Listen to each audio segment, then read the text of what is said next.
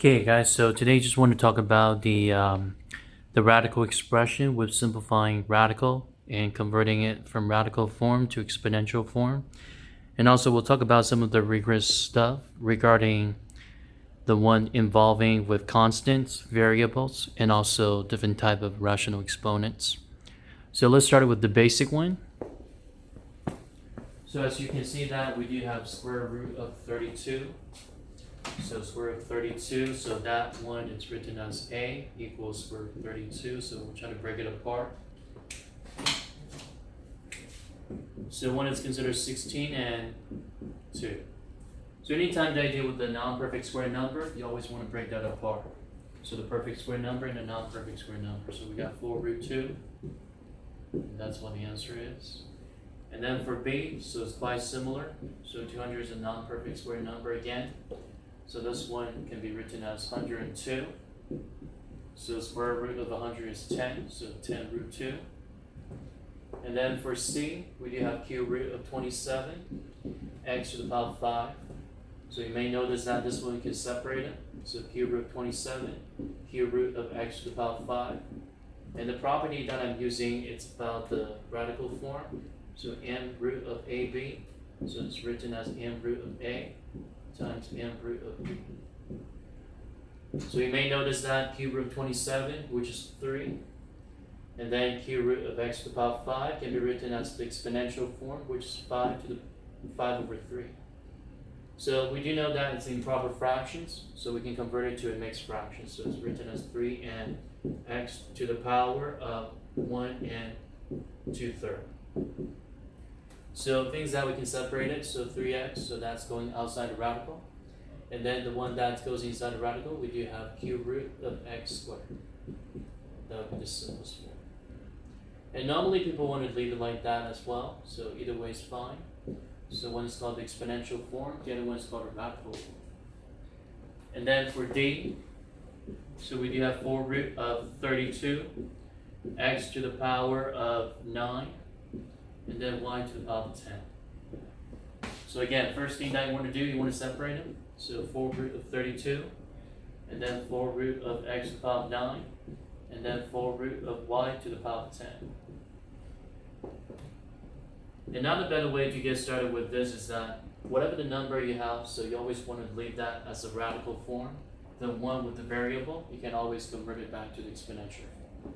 So the next thing I would do, 4 root of 32, again, it's a non-perfect 4 root number, but you try to break it apart. So we do have 4 root of 16, and then 4 root of 2. So 4 root of 16, which is 2. So it's 2, 4 root of 2. And then x to the power of 9 over 4, y to the power of 10 over 4. Again, once you deal with the improper fraction, you want to convert it to a mixed number. So 2, 4 root of 2, nothing we can do about it, just leave it. And then x to the power of 9 over 4, it's written as x to the power of 2 and 1/4. And then y to the power of 2 and 2/4. Okay? So again, things that we want to categorize. So the one that with the perfect integer. So we want to put those elements outside of radical. So we got 2x squared, and then y squared. They're all going outside of radical. So the one that stays under 4 root, we do have 2x, and then y squared. And that would be the final form. Okay, so now let's look at that some other problem. And the one that I typically want to talk about here is the one that's more rigorous, especially the one that you have to rationalize. Okay, so let's do the simple one first. So let's start with A and B. So for A and B, we do have 3 over root 2. So it's just a monomial versus another monomial, top and bottom. So the way to rationalize it, we just want to multiply the exact same denominator, top and bottom. Okay, so we'll start with that A right there. So 3 over root 2, so multiply top and bottom by root 2. So we do have 3 root 2 over root 4, which is 2. So nothing we can reduce, so basically this one would be the final form. And then for b, it's quite similar. But before you started with rationalizing, so you want to start with separation. So root 1 over root 6. Again, the property that I just applied for is that root a over b is the same as root a over root b, where b cannot be 0. So square root of 1, so it's perfect square number, so it's 1. Root 6, nothing we can do about it. Keep it like that. And now from here, so one of the rules that we're not allowed to leave any radical down the bottom. So we just multiply top and the bottom by root 6. So we do have root 6 over 6. And that's the final. And then for c, it's quite similar. So it's 5 over cube root of 3. Now, gotta be careful with that. A lot of people are just confused about that cube root of 3. So they thought that's only multiplied by cube root of 3. So the best way to do it, convert it to exponential form. So in order to get that 1/3 to the nearest integer, so well, we do know that the nearest integer would be 1. So in order to get to that, we need to multiply top and bottom by 3 to the power of 2/3. And the reason why that's 3 to the power of 2/3, because that 1/3 plus 2/3 will give you 1. Again, it's multiplication with the exact same base, different power, so we want to combine them together. So top and the bottom multiplied by 3 to the power of 2/3. So we got 5 times 3 to the power of 2/3. So just leave that part like that first. Denominator, we do have 3 to the power of 3 over 3, which is 3 to the first power. And then the final step, you want to convert this one back to the radical form. So we got 5 times 3 squared, which is 9, and then cube root of 9, all over 3. And then the last thing you want to check, sometimes something that can be reduced, but this part right here, nothing can be reduced. So basically just leave it like this. And then now for d, so we got 4 root of 5 over 3x squared. Again, first step that you want to start it with, so separation, so 4 root of 5, and then 4 root of 3x squared. So again, this one is a little bit kind of confusing. So we do have radical with exponent. So let's just rewrite it as the exponential form. So 4 root 5, basically just leave it like that. And then denominator, so this one can be written as 3x squared to the power of 1/4. And then top right here, so now we can figure it out, we need to multiply by 3x squared to the power of 3/4. Again, once you multiply by 3/4, you'll get that power to 1. We always want to convert that to fractions to the next integer, to the nearest integer. So that's why we need 1/4 and 3/4. So top part right here, we need to multiply by 3x squared to the power of 3/4. So multiply the fraction straight across, so we do have 3x squared to the power of 1. And then the top part right here, we got 4 root 5. And then 3 to the power of 3, then that'd be 27, so it's 4 root of 27. And then 4 root of x squared. So basically the rest of this, we just want to multiply them straight across. So 5 times 27.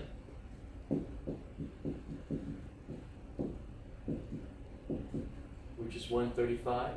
So it's 4 root of 135 x squared all over 3x squared.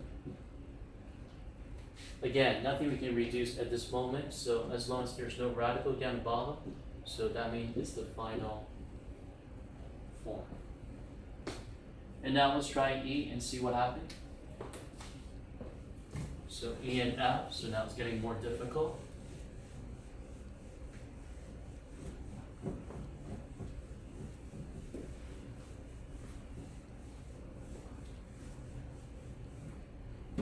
So for E and F, so we got square root 12 x to the power of 5 over 7y. And sometimes people might be thinking about that, things that we can reduce. We can reduce that first before we try to separate them. But nothing we can reduce. So at this moment, we need to separate them. So square root of 12x to the power of 5 over square root of 7y. Again, if you're not quite sure what to do, you can always rewrite it as the exponential form for the denominator. So it's 7y to the power of 1/2. So for the top right here, so we got root 12. So root 12 can be written as root 4, and root 3. Again, it's a non-perfect square number. We need to break it apart evenly. So we got 4 and 3. So we got root 4, which is 2, so 2 root 3. And then root x to the power 5, so that one is just considered x to the power 5 over 2. And try to rationalize this, so that means we multiply by, that's right, 7y to the power of 1/2. Top and bottom. So for the denominator, we end up with 7y. And then the top, we do have 2 root 3. Again, this one, x to the power 5/2. Improper fractions, let's convert it to a mixed number. So we got 2 and 1/2. And then 7y to the power 1/2. And you may notice that the one with the perfect integers, so those are the one that's going outside the radical. So we got 2x squared, so they're all staying outside the radical. And then the one stay inside a radical, we do have 3, 7, and y. Well, because that's 7y, that's, you want to raise out the base to the power 1/2. So we got 3 times 7, which is 21, and then y, and then all over 7y. Okay? And now for f.